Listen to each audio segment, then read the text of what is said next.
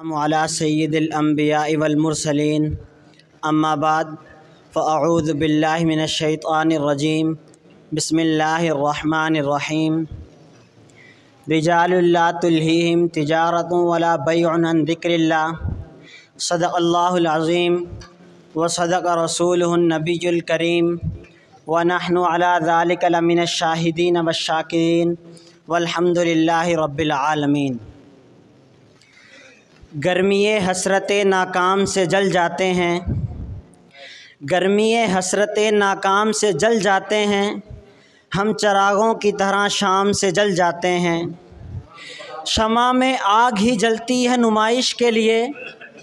شمع میں آگ ہی جلتی ہے نمائش کے لیے، ہم اسی آگ میں گمنام سے جل جاتے ہیں۔ جب بھی آتا ہے میرا نام میرے اسلاف کے ساتھ، جب بھی آتا ہے میرا نام میرے اسلاف کے ساتھ، جانے کیوں لوگ میرے نام سے جل جاتے ہیں۔ سامعین محترم، آج میں آپ حضرات کے سامنے جس شخصیت کو موضوع بحث بنا کر حاضر ہوا ہوں، وہ ہستی کوئی عام ہستی نہیں ہے، وہ ہستی ہیں جن کے عزائم میں پہاڑوں کی بلندی تھی، وہ ہستی ہیں کہ جن کے کلیجے میں سمندروں کی وسعت تھی، وہ ہستی ہیں کہ جن کی پرواز میں آسمانوں کی اٹھان تھی، وہ ہستی ہیں کہ جن کے اندر حوادث سے ٹکرانے کا حوصلہ تھا،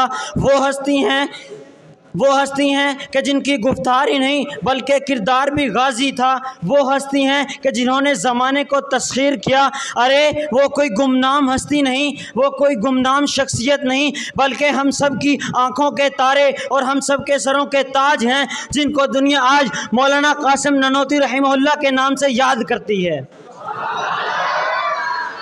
سامعین محترم، اگر کوئی پوچھے کہ کون قاسم، تو میں اس کو جواب دوں گا، وہ قاسم جنہوں نے عقیدہ حیات النبی پر قلم اٹھایا تو امت کے لیے آب حیات کا تحفہ دیا، وہ قاسم نانوتوی جنہوں نے رد شیعت پر قلم اٹھایا تو امت کے لیے ہدیت الشیعہ کا تحفہ دیا، وہ قاسم نانوتوی جنہوں نے کعبہ کے دفاع کے لیے قلم اٹھایا تو امت کو قبلہ نما کا تحفہ دیا، وہ قاسم نانوتوی جن کو دنیا آج مناظر الاسلام کے نام سے یاد کرتی ہے، وہ قاسم نانوتوی جن کو دنیا آج حجت الاسلام کے نام سے یاد کرتی ہے، وہ قاسم نانوتوی جن کو دنیا آج حجت اللہ فی الارض کے نام سے یاد کرتی ہے۔ اسی شخصیت کو دیکھ کر، اسی ہستی کو دیکھ کر شاعر نے کہا تھا، قلم لکھ نہیں سکتی زباں کہہ نہیں سکتی،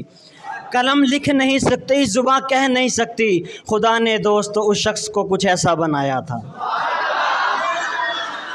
سامعین محترم، مولانا قاسم نانوتوی رحمہ اللہ وہ مرد مومن تھے کہ جن کو قدرت نے تاریخ ساز کارناموں کے لیے پیدا کیا تھا۔ بر صغیر میں جب انگریز نے یہ اعلان کیا تھا کہ ہم ایسے ایسے فرد پیدا کریں گے جو لباس کے اعتبار سے ہندوستانی ہوں گے، جسم کے اعتبار سے ہندوستانی ہوں گے، لیکن روح کے اعتبار سے انگلستانی ہوں گے، انہی کے مقابلے میں مولانا قاسم نانوتوی رحمہ اللہ نے یہ اعلان کیا تھا، ہم ایسے فرد تیار کریں گے جو جسم کے اعتبار سے ہندوستانی ہوں گے، لباس کے اعتبار سے ہندوستانی ہوں گے، لیکن شکل و صورت کے اعتبار سے ہندوستانی ہوں گے، لیکن روح کے اعتبار سے اسلامی ہوں گے۔ پھر میں کیوں نہ کہوں، اس بزم جنوں کے دیوانے ہر راہ سے پہنچے یزداں تک، اس بزم جنوں کے دیوانے ہر راہ سے پہنچے یزداں تک، ہیں عام ہمارے افسانے، ہیں عام ہمارے افسانے، دیوار چمن سے زندہ تک، وما علینا الا البلاغ۔